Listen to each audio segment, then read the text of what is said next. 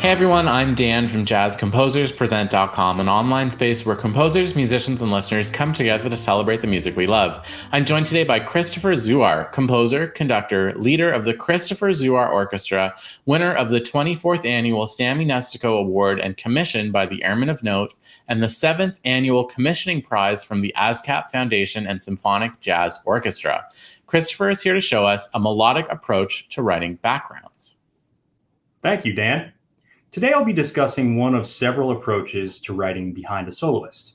Some factors that must be taken into consideration are who the soloist is, what their instrument is. For example, writing behind a bassist, as you'll hear in a moment, might require a different approach to writing behind a trumpet or saxophone. How do the backgrounds and soloists move the dramatic narrative of the composition forward? When do the backgrounds come in? Right away? Or do you give the soloist and rhythm section time to develop? How much freedom do you want the soloist to have? Do you want to rein them in or let them loose?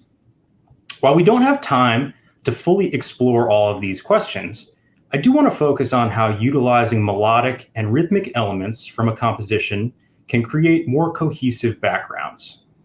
Let's start by listening to the main melodic statement of my piece, In Winter Blooms, from my upcoming album, Exuberance.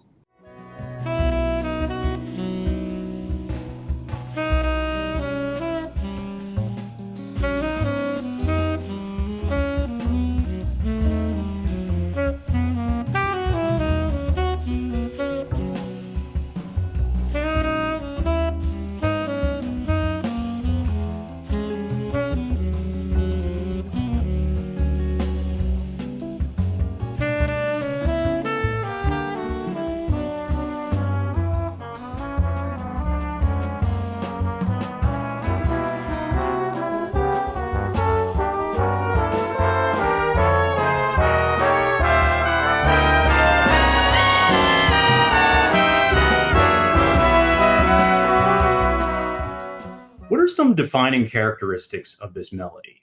It's lyrical, chromatic, utilizes enclosure shapes, half step down, minor third up.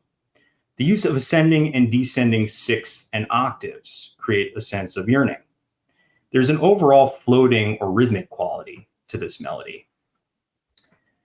As you can see, I've deconstructed this melody into smaller musical phrases or cells. These cells will serve as a melodic toolkit, so to speak, as we construct our backgrounds.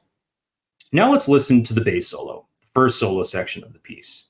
For context, the bass has been soloing with the rhythm section for 16 bars before backgrounds enter.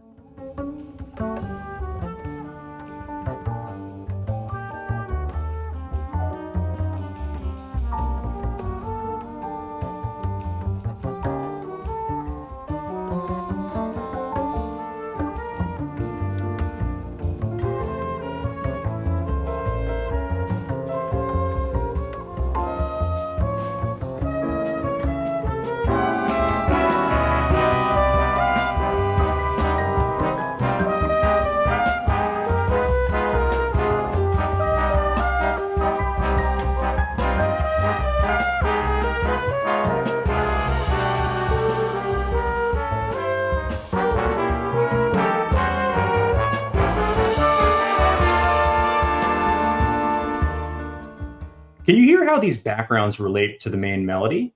As you can see here, cell number 1 and its variation make up almost the entire melodic content for these backgrounds. Since the chord structure of this solo section is different to that of the main melody, I transposed the cell to better fit the harmony. A few notes are altered, a phrase extended, but that's okay. The idea is to suggest the melody, not necessarily state it verbatim. This solo section builds slowly.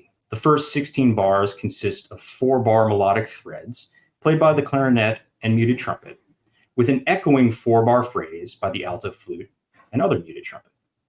As the line continues to ascend, the orchestration develops. A pulsating 4-trombone sonority, taken from the piece's opening rhythmic figure, and ascending flute and piano riff in 6th create tension.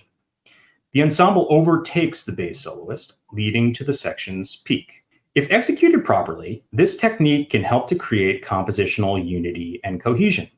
By feeding the soloist pre-existing melodic material, you not only help to keep them rooted in the composition, but propel the musical drama forward.